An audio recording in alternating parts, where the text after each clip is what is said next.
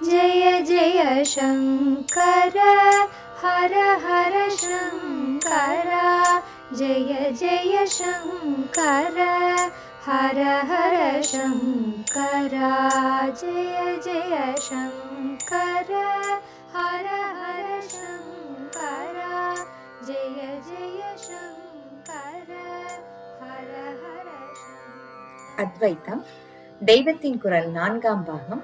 போர் தீர்ந்து அமைதி காண அதிகாரிகளையொட்டி உபதேச மாறுபாடு. இந்த நாளில் எல்லாருக்கும் எல்லாவற்றையும் சொல்கிறது போல அப்போது பண்ண மாட்டார்கள். பாத்திரம் அறிந்து யோகியதை பார்த்து அதிகாரம் உள்ளவருக்கே சொல்வார்கள். சரியாக புரிந்து கொள்ள முடியாதவர்கள், புரிந்து கொண்டாலும் அதை முறையாக பாடுபட்டு அனுஷ்டானத்துக்கு கொண்டு வர முடியாதவர்கள், தப்பாக புரிந்து கொண்டதை அனுஷ்டானம் செய்து விபரீதத்தை உண்டாக்கி கொள்ளக்கூடியவர்கள் என்று இப்படியெல்லாம் இருக்கக்கூடிய சராசரி ஜன சமூகம் முழுதற்கும் ஒரு பெரிய தத்துவத்தை, நிரம்பவும் அபியாச வைராகிய சாதனை தேவைப்படும் சித்தாந்தத்தை சொல்ல மாட்டார்கள். பிரிண்டிங் பிரஸ் வராததால் ரொம்ப குறைச்சலாகவே பிரதி எடுக்கக்கூடியதாக சுவடிகளில் அவர்கள் சாஸ்திரமாக எழுதி வைத்தது யார் யோகியதையுள்ள பாத்திரர்களாக இருந்தார்களோ, அதாவது அதிகாரிகள் என்று கருதப்பட்டவர்களா இருந்தார்களோ அவர்களுக்குத்தான் பிரயோஜனப்பட்டன. யார் வேண்டுமானாலும் வாங்கி ஒரு பொழுதுபோக்குக்காக அல்லது கியூரியாசிட்டிக்காக படிக்கிற விதத்தில் பெரிய விஷயங்கள் புஸ்தகங்களில் இறைப்படவில்லை. நானே கூட கூட்டத்தில் பேசும்போது ஜனங்களுக்கு எட்டாத தத்துவங்களை இப்போதே எல்லாரும் அபியசிக்க வேண்டும் என்கிறார் போல வற்புறுத்தி சொல்லிக் கொண்டு போனால் அது தப்புதான். சதா சர்வ காலமும் மாயையிலேயே உழன்று கொண்டிருக்கிற சர்வ ஜனங்களும் இந்த மாயைக்கு அப்பாற்பட்டதாக ஆத்மா என்று ஒன்று இருப்பதை தினமும் கொஞ்சம் நினைத்து கொள்ளத்தான் வேண்டும். எல்லாரும் அப்படி செய்ய வேண்டும் என்பதற்குத்தான் அத்வைத்தத்தை பற்றி உபன்யசிப்பது. அந்த பரம தத்துவம் ஒருத்தருக்கு கூட நஷ்டப்பட்டு போகாமல் அதை எல்லாருக்கும் தெரிவிக்க வேண்டிய கடமை ஆச்சாரியாளுடைய மடத்தில் இருக்கிற எங்களுக்கு இருக்கிறது.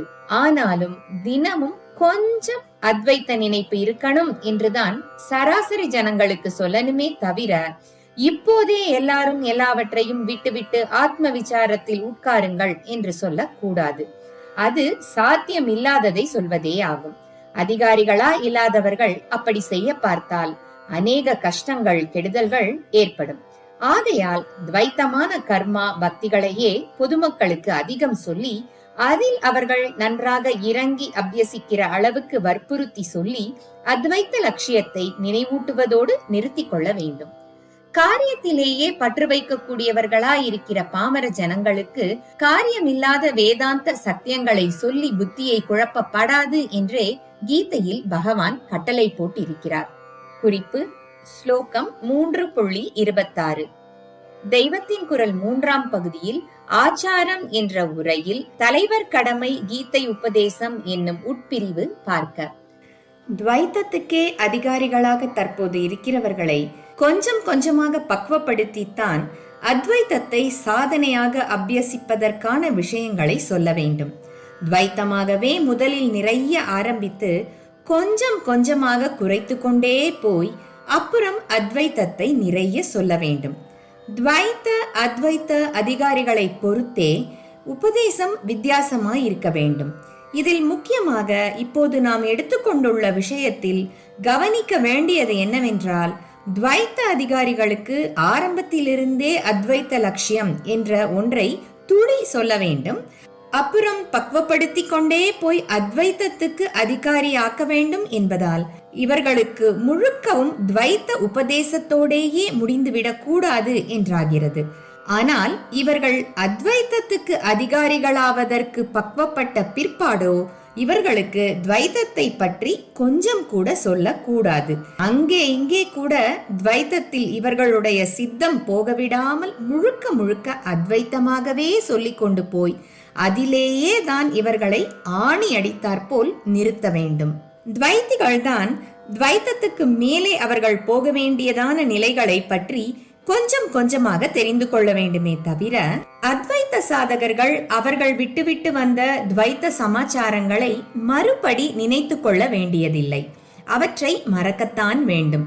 அதனாலேதான் அப்படிப்பட்டவர்களுக்கான சாஸ்திரங்கள் ஈஸ்வரன், ஈஸ்வர கிருப்பை உள்பட துவைத்தமான துவைத்தாத்வைத்தமான எதையும் விஸ்தரிப்பதில்லை. நம்முடைய தேசத்தில் தத்துவங்கள் அறிவு மட்டத்தோடு நிற்காமல் அவற்றின் அனுபவத்தை பெறுவதற்கான அனுஷ்டானங்களையும் விஸ்தாரமாக கொண்ட சம்பிரதாயங்களாக இருக்கின்றன. இவற்றை அனுஷ்டிக்கக்கூடிய அதிகாரிகளா என்று பார்க்காமல் லெக்சர் பண்ணினால் அது சரியே இல்லை. அத்வைத்த சித்தாந்தத்தை போல மகா பாவிகளே கடினமான நீண்ட சாதனைக்கு அப்புறம்தான் அனுபவத்துக்கு கொண்டு வரக்கூடியதான தத்துவ சாஸ்திரத்தை ஜனநாயக ரீதியில் பிரச்சாரம் செய்வது யுக்தமில்லை. குறிப்பு: இவ்வுரையின் பெரும்பாலான பகுதிகள் பொது உபன்யாசங்களில் கூறப்படாதவை. ஒரு சில சாதகர்கள் அல்லது பண்டிதர்களுக்கிடையில் ஸ்ரீசரணர்கள் அருளியவையும் ஓரிரு சாதகர்களின் கேள்விகளுக்கு தந்த பதிலுமே இதில் முக்கியமான பங்காக அமைந்துள்ளது. இவற்றை இங்கு தொகுத்தளித்து பலருக்கும் தெரிவிப்பதற்கு ஒரு சமாதானம் பிற்பாடு இவ்வுரையிலேயே வருவதாக தொகுப்பாசிரியர் கருதியே இவ்விதம் செய்துள்ளார். அதாவது அத்வைத்த சாதனையில் கணிசமாக முன்னேறியவர்களுக்கு மாத்திரமில்லாமல் பொதுவாக ஆன்மீக நாட்டம் கொண்ட எல்லோருக்கும் கண்ணன் கீதோபதேசம் செய்த போது அத்வைத்த சாஸ்திரத்தில் வெளிப்பட சொல்லாத பல கருத்துக்களையும் வெளியிட்டிருக்கிறார் என்று ஸ்ரீசரணர்கள் எடுத்துக்காட்டியிருக்கிறார்கள். அதே போல ஒரு குறிப்பிட்ட மார்க்கத்தில் அதிகம் செல்லாவிடினும் பொதுவான ஆன்மீக நாட்டம் உள்ளவர்களே இந்நூலை படிப்பவர்களில் அதிகம் இருப்பதால் துவைத்த அத்வைத்த மார்க்கங்களை இணைக்கும் விஷயமாக ஸ்ரீசரணர்கள் திருவாய் மலர்ந்தவற்றை சேர்த்திருக்கிறது. கர்மா பக்திகளை நிறைய கூறியே இவற்றையும் கூறியிருக்கிறோம் என்பது கவனத்துக்குரியது. அத்வைத்த சாஸ்திரங்கள் கர்மானுஷ்டானம், உபாசனை ஆகியவற்றில் நன்றாக முன்னேறி அவற்றையும் விட்டுவிட்டு சந்நியாசம் வாங்கி கொண்டு மகா வாக்கிய உபதேசம் பெற்று ஆத்ம விசாரம் செய்ய ஆஸ்தை உடையவர்களை கருதியே முக்கியமாக எழுதப்பட்டவை. முன்னே சொன்னார் போல இவர்கள் புத்திபூர்வமாக சாதனை செய்யும் வரையில் அத்வைத்தத்திலேயே ஆணி அடித்தார் போல நிலைநிறுத்த வேண்டும் என்ற அபிப்பிராயத்தில்தான் துவைத்தமான ஈஸ்வர கிருபையை பற்றி பளிச்சென்று சொல்லாமல் விட்டது. நிதித்தியாசனத்தில் மேலே மேலே உயர்ந்த நிலைகள் கிட்டி மனோநாசத்திலேயே முடிந்து ஆத்ம சாட்சா்காரம் ஏற்படுகின்றது என்று சொன்னாலும் இப்படி மேலும் மேலும் உயர் நிலைகளை அடைவிப்பது ஈஸ்வர கிருபைதான் என்று சொல்லி இவனுக்கு வேறான ஒரு ஈஸ்வரனை அந்த இடத்தில் வலியுறுத்துவதில்லை. ஈஸ்வரன் மகா மாயாவி, அவனன்றி அணுவும் அசையாது என்கிறார்கள். ஆனாலும் அவன் நம் மனசிலே புகுந்து கொண்டுதான் நம்மை நினைக்க பண்ணுகிறான் என்பது கொஞ்சம் கூட புரியாத நிலையிலேயே நம்மை வைத்திருக்கிறான்.